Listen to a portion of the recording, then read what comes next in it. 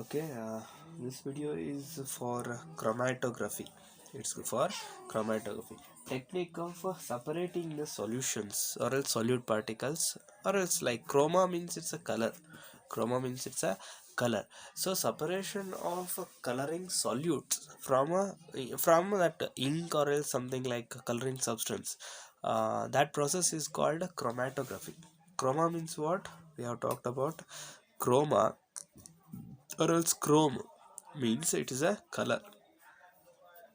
Chrome means it's a color. So different kinds of one kind of a color consists of a different kinds of mixtured colors also. So we have to separate those mixtured colors from this technique called chromatography. And the basic thing of chromatography is uh, basic thing I talk about what the basics theme consists of. This consists of uh, coloring substance, the solute particles or else solute which are coloring solute. Coloring solutes will dissolve in what? Solvent. In a solvent.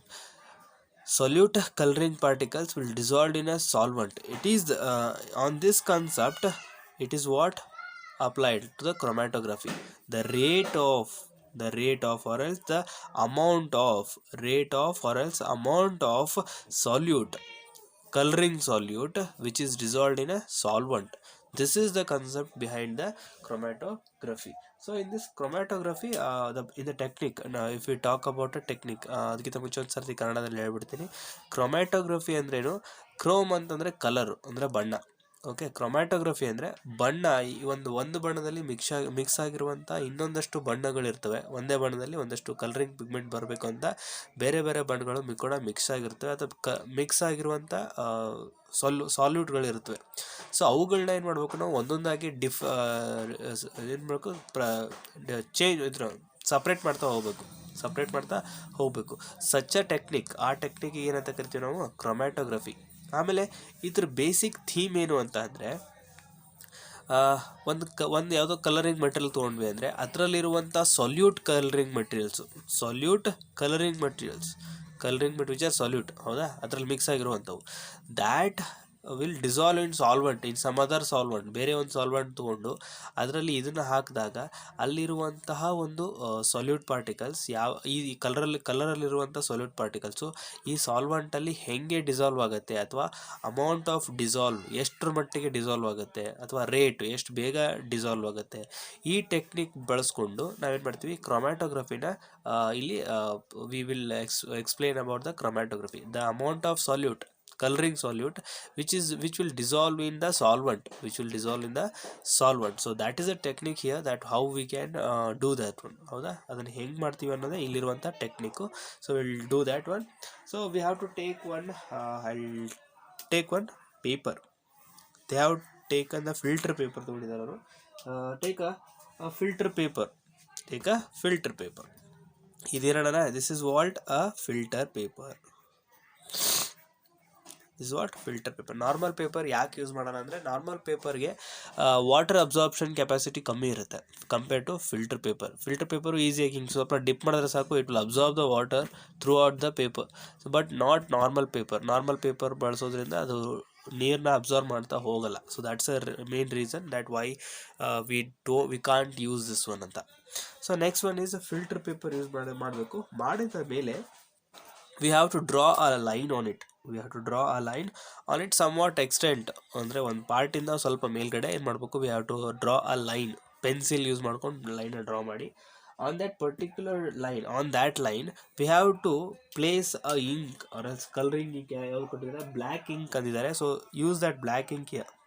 Drop of black ink ಏನು ಮಾಡೋಣ, black ink ಡ್ರಾಪ್ನ ಅಲ್ಲಿ ನಾವು place ಮಾಡೋಣ. So ಇಲ್ಲಿ place ಮಾಡಿದ ಮೇಲೆ, if you place it, then take water in a beaker or else some what, ಒಂದು vessel, ಯಾವುದೋ ಒಂದು ವೆಸಲ್ ತೊಗೊಳ್ಬೇಕಾದ್ರೆ ಅದೇನು ಹಿಡ್ಕೋಬೇಕು ಅಂತೀನಲ್ಲ, just we have to take one vessel just like this, or else beaker, or else test tube, and place some of water, only this much of water in the test tube or else something material we have taken. ಅಲ್ಲೇನು ಮಾಡಬೇಕು, ನಾವು ನೀರನ್ನ ತೊಗೊಬೇಕು. we have to add some water here. Then afterwards we have to dip this filter paper in a water, not completely, but it should touch that the part of that one edge of the filter paper to the water. ಆ ವಾಟರ್ಗೆ ಏನು ಮಾಡಬೇಕು, ಒಂಚೂರು drip ಮಾಡಬೇಕು. ಈ ರೀತಿ filter paper ಅಂತಂದರೆ ಚೂರು that line should be above the water level ಮೇಲೆ ಇರಬೇಕು ನಿಮ್ಮ ಲೈನ್ ಇರಬೇಕು. And that colouring point should be at the above point, ಇಲ್ಲಿರಬೇಕು. ಓಕೆ, ಇಲ್ಲಿ ಡಿಪ್ ಮಾಡಿದ ತಕ್ಷಣ when we dip that filter paper in a water about this point, like it will absorb the water, will soak the water. ಅದು absorb ಮಾಡಿದ ತಕ್ಷಣ ನೀರೇನಾಗುತ್ತೆ, the water will move forward or else in the upper section, move from one point to another point. ಓಕೆನಾ? So ಇಲ್ಲಿ ನೀರು absorb ಆಗ್ತಾ ಮೇಲೆ ಹೋದಂಗೆ water will reaches the point of ink point. ಏನು ಮಾಡುತ್ತದು, it will reach the ink point. And then if any coloring pigments were present in that ink, they will also start dissolving that solute in the solvent. So which is a solvent here? The water is a solvent here. And the coloring pigment which are present in that black ink itself is called a solute. ಈ colouring pigment, ಈ ಇಂಕಲ್ಲಿ ಏನಿರುತ್ತಲ್ಲ, ಆ ಇಂಕಲ್ಲಿರುವಂಥ colouring pigment ಏನೋ solvent ಇದ್ದಂಗೆ. So if we dip it in a water, then it will absorb the water, filter paper will get absorb the water throughout it. And the water, when the water will reaches that ink point, then again the coloring pigments which are, or solute pigments which are present in that ink, they also started dissolving in a different manner. ಹೆಂಗೆ ಅಂತಂದರೆ, I'll draw it here. C, ನೀವು ಒಂದು ವೇಳೆ ಇಂಕನ್ನ ಪೇಪರಲ್ಲಿ ಹಾಕಿದಾಗ paper ತುಂಬ water ಬಂತು ಅಂತ ಅಂದ್ಕೊಂಡ್ರೆ, so this is our line and the water we have added some ink here. Okay, if the water rises on this line, and then that dissolved solute particles which are present in the ink, they'll start dissolving the water just like that.